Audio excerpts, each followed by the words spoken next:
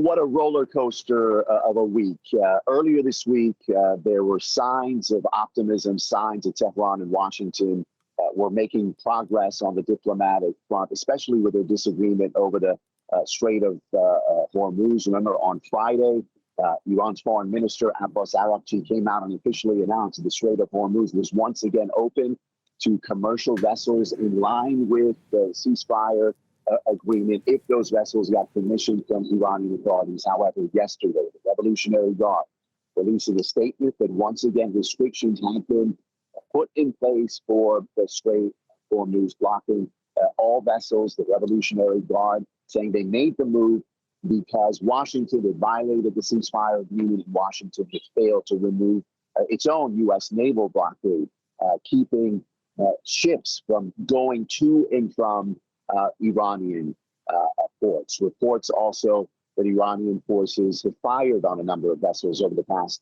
24 hours to keep them away from the Strait of Hormuz. These developments speak to a number of things. First off, it's clear that Tehran is willing to still use the Strait of Hormuz as an economic lever to apply pressure to the U.S. And it also speaks to the economic dimension of this war that's still very active. Remember, the Strait of Hormuz, a critical waterway in the Persian Gulf through which 20% of the world's oil travels through. When the U.S. and Israel attacked Iran on February 28th, Iran essentially shut down the Strait of Hormuz and applied pressure on the U.S.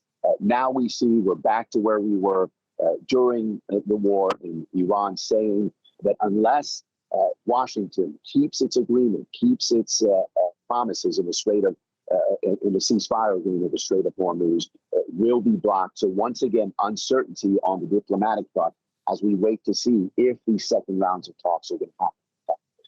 Yeah, it certainly feels like we keep going around in circles. The talks are allegedly progressing. A deal, though, remains far off, and the ceasefire is supposed to expire this week. What are we expecting? Do we expect to see more direct talks, or is the ceasefire perhaps going to get extended?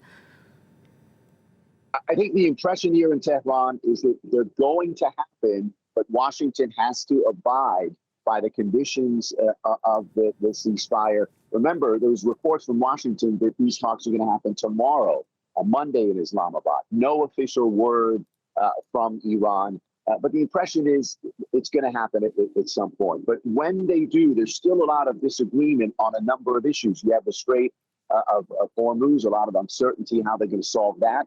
Then you have Washington, Mr. Trump, making a statement claiming that Iran has agreed to ship out all of its highly enriched uranium.